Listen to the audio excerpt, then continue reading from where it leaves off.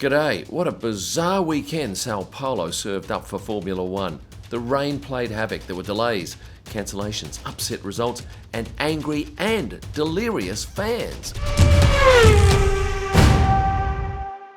Let's start with Sunday race day, and it started very early for everybody in Formula One. The crews had 4 a.m. wake-up calls because they needed to be at the track by 5 a.m. for a 7:30 start. Why? Because we couldn't get quali in on Saturday because of the heavy rain, and it did indeed bucket down. And when we found out we had 7:30 a.m. quali and then a 12:30 race, I thought, oh, okay, well, it condenses the day and we'll probably get home at a reasonable hour. It did not happen. The day dragged on forever. It started with driver arrivals, and normally those drivers come in over a 3-hour period. But on Sunday, the first driver in was Yuki Tsunoda at 5:46 a.m, and the last one in was 6:34 a.m, Lewis Hamilton. 20 drivers arriving in 47 minutes, and I can't remember that ever happening in my time before. I asked a lot of the drivers what time they actually went to bed, and those times ranged from 8 p.m. to 11 p.m. Now, when I got to the track at about 5:30 a.m, there were people lining up outside the track, and those lines would have been 600-700 metres long, and they were hoping to get in before 7:30 to watch quali. But have a look at this. This is the first few cars going out, and these grandstands are half empty. Now, I believe that's because they only had a handful of turnstiles for tens of thousands of people.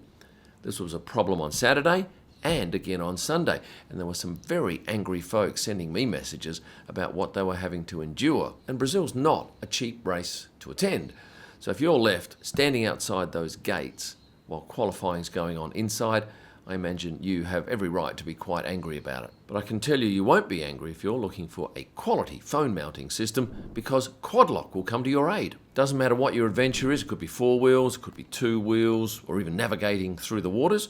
Get on to Quadlock. They offer a range of convenient accessories like the mag wallet. Look at that. It's on. Keeps your cards and a little bit of cash safe. And a phone ring stand that provides a better grip and doubles as a kickstand for hands-free viewing. Another thing I love, the Quadlock 360 kit. This system allows you to customize your mounting setup for multiple activities. So whether you're mounting a smartphone or an action camera, you can rest assured knowing your device is secured for your adventure. If you live an active lifestyle or you're seeking convenience in your adventures, Quadlock is the perfect companion for you. To purchase your own Quadlock products from just about anywhere in the world, head to quadlockcase.net or click on the link in the description below. Now, Sunday was a crazy day, and I never stopped for one moment. And out on the grid, I thought it was very reminiscent of that wet day in Hockenheim, going back to 2019, where I got this great shot of Daniel Ricciardo coming onto the grid with a beautiful grandstand behind. These were similar pictures, not quite as spectacular, but you can see that there's water coming off the tyres. You can also see that there's another car behind them. And for all intents and purposes, it looks like this is during the race, but it's not. It's when the cars come onto the grid. And this track is different in so much as the height of the pit lane is a good few metres above the height of the track at that particular point where they start. Not many celebrities at this race though, although I did see Kabi Lame and Tiffany Cromwell, Valtteri's girlfriend, caught up with him just prior to him heading back for a wee and then heading back onto the grid for the national anthem. I didn't stay to hear the national anthem. I walked across to turn 4, and I was shooting the cars as they were coming past on their warm-up lap, and then I heard this bang, and I see Lance Stroll spinning. Look, I've got these photographs to prove it. After he'd stopped for a bit, reset the car, he's done a U-turn and driven straight into the gravel. And of course, there is no rescuing a car from that type of gravel. So poor Lance didn't even get to start the race. And what was the issue? I can tell you exactly what the issue was. The car had a fault. Because the crew had to repair that car in a very short time, something was amiss. So when Lance puts his foot on the brake, and that was the first reasonably heavy braking that he did on his formation lap, and apparently he's only braking at about 30 bar of pressure. In a race, it'd be 4 times that. As soon as he's hit the brake, it's just spun. No fault of Lance's, he's just copped the consequences. And then the young fella had to stand on the track, thinking the medical car was going to come around and pick him up, as it often does. But no, he had to walk back off and stand with the car. I don't know where he went after that. But a pretty sad start for Aston Martin's day. After a couple of more formation laps, we eventually got a start in. And by the time the cars got to me, George Russell was way in front of Lando, and the rest of the pack were some distance behind him. I shot there for about 15 laps, and my gosh, there was some tremendous sparking halfway along that run into turn 4. Then I headed back to turn 2, where I saw the cars start twice.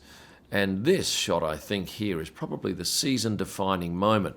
Max overtakes Esteban, takes the lead while at the top of the shot you see Lando shoot straight ahead. And I think everybody agrees that with a 62-point lead and 3 races still to go, plus I think there's one sprint race, isn't there? It's going to be virtually impossible for Lando to win. Max will have to lose it. But certainly his drive on Sunday was one for the ages. And often when Max wins, it's a pretty staid sort of affair. He's won so much, but my gosh, we got what we wanted. We got an exuberant, joyful, pumped Max Verstappen on top of the car, then running to his crew. And I'm sure Max was thrilled to have both Kelly and Jos with him at the track this weekend. He celebrated with them afterwards. In fact, I had a chat with Jos the other night, and he's been doing some rallying. And have a look at this photo. This is him. Yeah, airborne in a Skoda, living his best life. But I think as much as Max's win was an exciting, thrilling thing for certainly Formula 1, the Alpine 2-3 was just as exciting. Killer drive from Esteban Ocon and Pierre Gasly. When my wife contacted me, she said, "Is that right? 2 Alpine drivers on the podium?" And that's what Formula 1 needs. Imagine if every week we had these upset results. And yes, the rain played a huge part in it. And as much as it was uncomfortable to shoot in, and if you're a fan, it was very uncomfortable to be in those grandstands when it started bucketing down, it did produce a race that enthralled anybody watching it on television, I'm sure. If you had enough time to sit through the whole thing, because I thought I'd be getting back to the hotel early. No, exactly the same time as normal. Let's jump now to the podium, and all 3 drivers came out pumped, and to amazing support from everyone in the crowd. In fact, Esteban here reminds me of his celebration when he took the win in Hungary. 2021 I think it was. I was there that day, and it was a real thrill to watch the young fella. And did they share the bubbly with their crew? Yes. Fernando Alonso style, dropping their bottle from a great height and thankfully caught by one of their crew. I then went down to the Alpine garage because I figure that those crew guys are going to have a little party before the guys roll up for the official celebration, and I was not disappointed. They stank of bubbly. But I don't think any of them were too worried about that. Francis here, or Strokesy as he's known online, was giving one of his crew a big hug. And then we had this impromptu shot of all the crew celebrating in front of the car. And did they have a celebration later on? Yes, with both the drivers joining in. So what did that mean for Alpine? Well, they went from 9th, second last in the competition, to 6th. Big jump.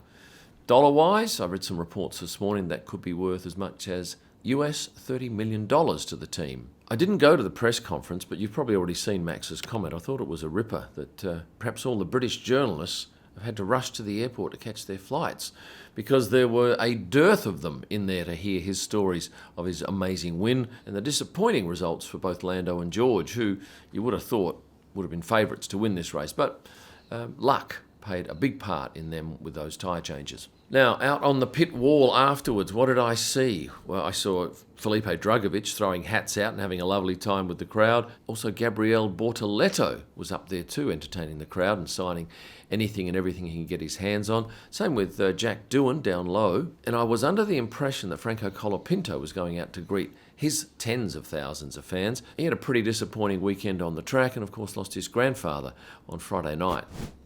That was Sunday. Let me jump back now to Saturday. We had the sprint race in the morning, and it was in beautiful conditions. And if you're wondering what bag Max's trainer Rupert brings out to the track with Max's gear, this is it, clearly labelled. I shot the start from the pit wall, and I can tell you that is a real buzz because they come hurtling towards you, and they fill the whole track too, and they brake heavily, hopefully not getting anywhere near me. No lockups this year, or loose tyres, as was the case last year when I shot from a similar position. And the photo tower opposite the podium offers a great chance for us to take shots of the cars coming towards us with the crowd in the background and plenty of sparking. Having got that race out of the way, we set up for quali, but of course, as you know, it never happened because that rain bucketed down.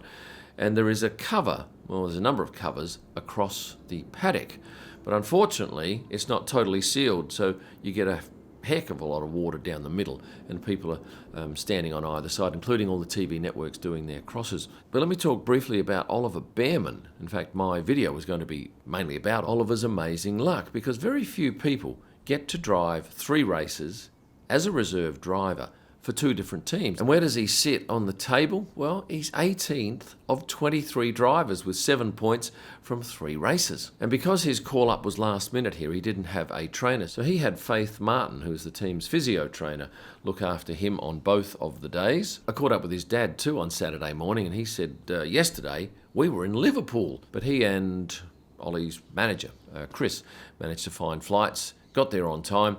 Unfortunately, not a great weekend for Oliver. And the other thing is that with the fact that he's now done 3 races, he loses a couple of things. One, he can't do another FP1 session. And 2, he's not allowed to do the post-season testing. And I asked him how all this panned out, and he said it's actually pretty shit on that aspect. But certainly thrilled to be in the car for the weekend. Jumping back a further day to Friday, beautiful light, great for photography at the track. That light would disappear.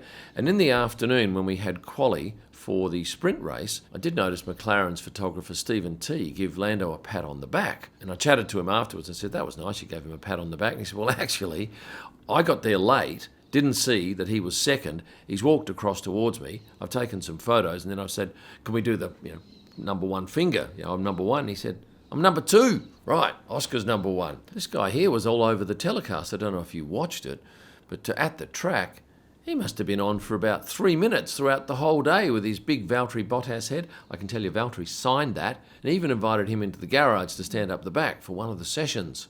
And that is a very rare invite. I saw these 3 having a deep chat for some time on Friday too. And if you're wondering what they're talking about, I have the answer for you here. It was the penalty that at that point had not been handed down to Charles Leclerc for him saying the word fuck. Max said fuck a few weeks prior, and he got a community service order. But for Charles, he ended up with a cash fine. Well, the Sao Paulo Grand Prix certainly turned on a ripper of a spectacle for one and all. It also cost the teams a fortune in damage. What was it, 10 cars damaged on the Sunday? 5 in quali and 5 in the race. And both of those sessions went way longer than normal. I think the morning quali was supposed to be 45 minutes, ran at least double that. And the feature race, which would normally take 90 minutes, was also well over that. But I think all will agree we got our money's worth. Did you like the video? If you did, please show it by hitting the like button. And for those not yet subscribed, here is a formal invitation to remedy that situation by pressing the subscribe button. And for a whole lot of extra content, merchandise and stuff, this is where you need to go. Thanks for watching and stay passionate.